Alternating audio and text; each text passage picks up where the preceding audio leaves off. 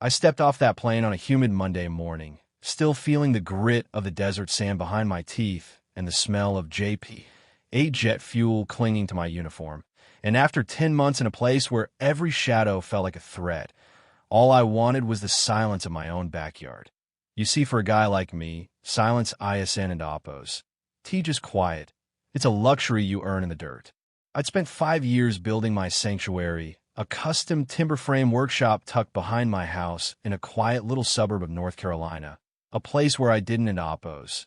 Just build furniture. I built my sanity back every time I came home from a deployment, but as I pulled my old Ford into the driveway and looked past the side of the house, my heart didn't and oppos. Just sink. It turned into a lead weight because where there should have been cedar siding and the familiar silhouette of my roofline, there was nothing but a flat, gray slab of concrete baking in the sun. I stood there for a long minute, my duffel bag hitting the pavement with a heavy thud, staring at the empty space like a ghost was standing there, and it wasn't oppos. Just the building that was gone. It was my grandfather's hand planes, my industrial lathe, and the half-finished rocking chair I'd been carving for my daughter before I shipped out. It was all vanished, erased like I'd never existed at all. That's when I heard it, the rhythmic metallic click-clack of heels on the sidewalk. A sound so out of place in the middle of a workday that it felt like a warning, and I turned to see Victoria Vance, the president of the Oak Creek Estates HOA, strolling toward me with a clipboard tucked under her arm like a shield of bureaucratic righteousness. She was the kind of woman who looked like she'd spent more on her highlights than I'd spent on my truck, wearing a pastel yellow blazer that was far too bright for the news she was about to deliver, and she gave me this thin, practice smile, the kind people give you when they're about to tell you your dog died, but they're more concerned about the mess it left on the rug. End quote. Oh, Major Miller, you're back earlier than expected, end quote. She chirped, her eyes never leaving her clipboard as she adjusted her designer glasses, end quote. We were hoping to have the landscaping finalized before your return, but I suppose the schedule got ahead of us, end quote. I just looked at her, my voice coming out like gravel, asking her where the hell my workshop was, and she didn't and oppos.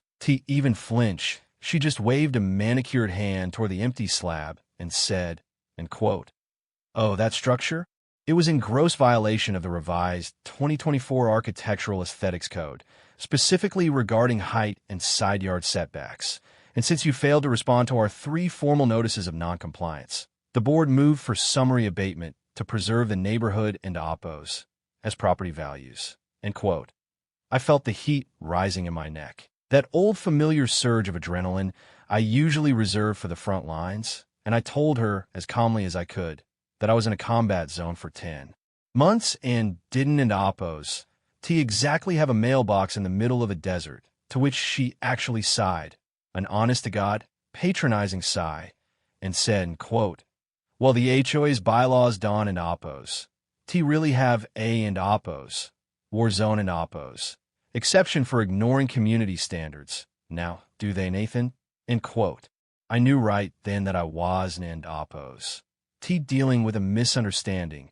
I was dealing with a predator in a blazer who had waited for me to be gone so she could settle a grudge, because Victoria had hated that workshop from the day I poured the foundation, claiming it was and oppos, too industrial and oppos, for her vision of a perfect suburbia. She walked away after telling me I'd be receiving a bill for the demolition costs, leaving me standing there on my empty slab. But what she didn't in oppos, no. What she couldn't in oppos, possibly have grasped in her little world of flower bed inspections and mailbox color codes, is that you don an oppos. Spent 15 years in special operations without learning how to conduct a proper reconnaissance. The next morning, I didn't an oppos. Go to the HOA office. I went to a small, dusty law firm in the city and met a woman named Sarah Vance. No relation to Victoria, thank God, who specialized in property law and had a reputation for eating HOAs for breakfast.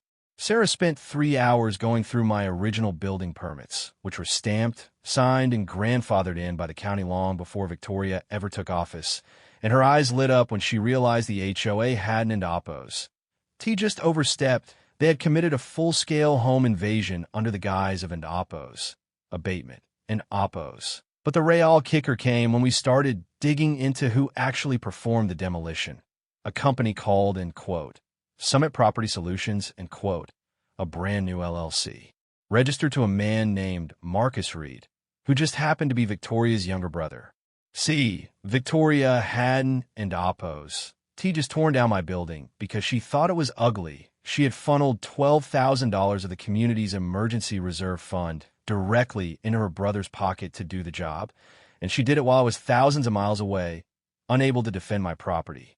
Sarah looked at me over the top of her glasses and said, and quote, "Nathan, they didn't oppose. T get a court order, they didn't oppose. T get a sheriff's deputy to oversee the removal, and they destroyed the contents of a private dwelling without an inventory. This ISN and oppose. T an HOA violation. This is a felony." End quote. We spent the next week building a folder so thick it could have stopped a bullet, and I started doing some quiet and oppose, neighborhood outreach and oppose, talking to folks like Mr. Henderson down the street, a retired teacher who had been fined $500 because his grass was in oppose, the wrong shade of green and oppose, during a drought, and Maria, a single mom who was threatened with a lien on her house because her kids left a tricycle on the porch overnight. It turns out, Victoria Vance had been running Oak Creek Estates like her own personal fiefdom, using fines to bridge budget gaps and hiring her brother for every and oppose. Beautification and oppose. Project the board approved, but I was the first one with the records and the sheer stubbornness to fight back. By the time the monthly board meeting rolled around on Thursday, the tension in the neighborhood was so thick you could taste it, and when I walked into that community center with Sarah by my side and 20 other disgruntled neighbors behind me, Victoria's face went from pale to ghostly white in about 3 seconds.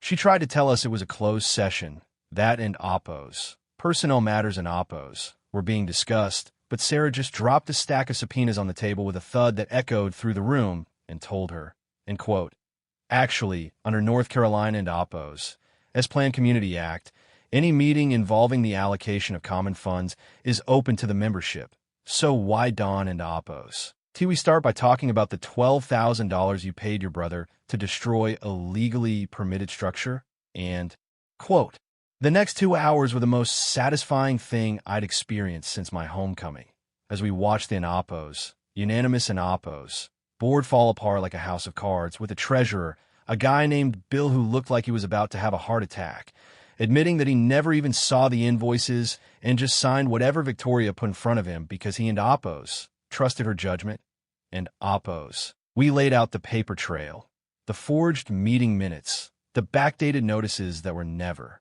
actually mailed, and the photos Maria had taken of Marcus Reed's crew throwing my grandfather's tools into a dumpster like they were common trash. But the real hammer dropped when a detective from the sheriff in oppo's office, who Sarah had tipped off, walked in the back door to ask Victoria about a certain and oppose, misplaced and oppose, $60,000 from the clubhouse renovation fund that seemed to have vanished into the same LLC. The fallout was spectacular. Victoria was escorted out of the building not with her clipboard, but with a look of pure, unadulterated terror, and within 48 hours, the remaining board members had resigned in a desperate attempt to avoid being named in the civil suit.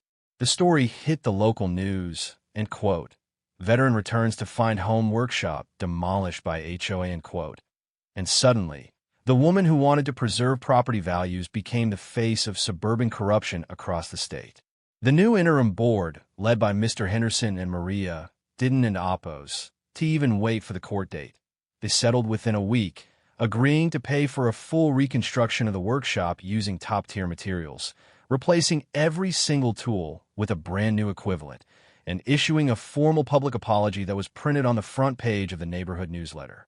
I spent the next month watching a crew, a real professional crew, not Victoria's brother, rebuild my sanctuary, and this time I made sure it was 6 inches taller and used the highest grade of cedar available, just because I could. Victoria ended up facing charges of embezzlement and fraud, losing her house in the process to pay back the funds she'd stolen from the community, and her brother Marcus didn't and oppose. T fare much better, with his little LLC being shuttered by the state for operating without a contractor's license. Now, when I sit in my new shop, the air smelling of fresh sawdust and the hum of a new lathe filling the room, I don and oppose. T just feel peace. I feel a sense of justice that's hard to put into words because I realize that sometimes the hardest battles aren't in oppose. T, the ones you fight in a uniform in a foreign land, but the ones you fight in your own backyard for the right to be left the hell alone. But here's the thing that still keeps me up at night. While Victoria was the one who signed the papers, there were two other board members who just in oppos, went along with it in oppos, because they didn't in oppos. T want the drama, and a whole neighborhood that watched the bulldozers roll in and didn't in oppos. T say a word until I came home to lead the charge.